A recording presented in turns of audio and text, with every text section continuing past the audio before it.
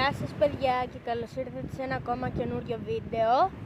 Σήμερα έχω εδώ την Robo-Bud ή την Wigner, όπως θέλετε πείτε το, από τη συγκεκριμένη ταινία του 2023, το Mutant Mayhem. Και ναι, λοιπόν εδώ πέρα έχει φτερά που φυσικά τις βγαίνουνε. Κουνιέται το κεφάλι της, τα χέρια της, τα πόδια της, έχει μια ουρά που πήγα να την κουνήσω, κουνιέται αλλά μπορεί και να σπάσει. Ωραία.